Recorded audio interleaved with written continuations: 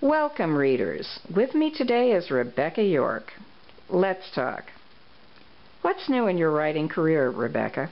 Well, I have a new indie series out called Decorah Security, and it revolves around a detective agency run by a really crusty old Navy SEAL named Frank Decorah. And he has a knack for finding agents with paranormal powers, and he also takes on cases sometimes that have paranormal aspects. And I've started the series with 3 stories. One is a short story called Ambushed, and it's about a woman who is the key witness in a terrorist plot. And of course the terrorists are trying to kill her, and it's about her and the Decorah agent who is trying to save her life, and about their rocky relationship and how they're going to resolve it. The second one is a novella called Chained, about a woman who is fleeing from hitman and ends up on a ranch that's owned by her father. The ranch turns out to be guarded by a ghost, and she and the ghost get into a very sensual relationship. And she thinks, is he really dead? Can I save his life? And after he saves hers, she comes back to the ranch to see if she can bring him back to life. The third book is Dark Moon, which is a novel, and it's a transition book from my Moon series.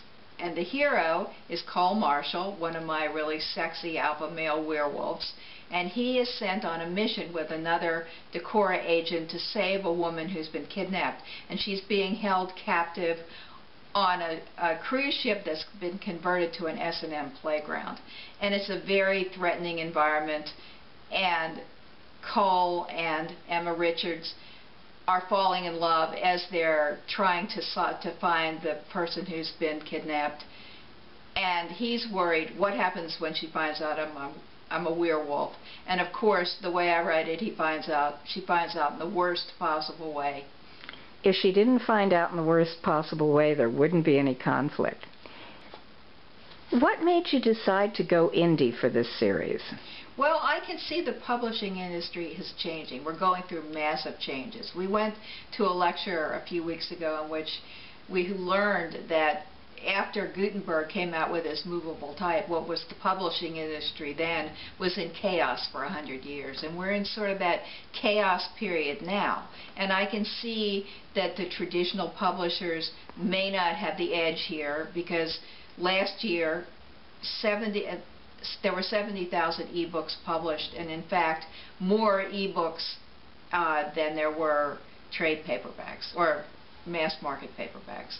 So things are definitely changing, and I wanted to get in on that. I wanted to be part of it, and I did 2 things. I sold 2 novellas to Carina Press, which is an e-first publisher, and then I started my own indie series that I would have more control over than a publisher would. Why a series? Why not start with a single title?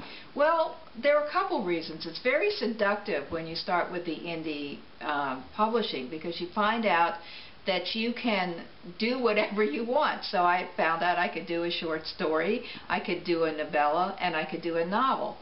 And so it's sort of like do it your way. But the other thing is that I was told that if you start off with more than one project at a time, you're going to get more readers, because they'll be interested in reading one and then wanting to read more.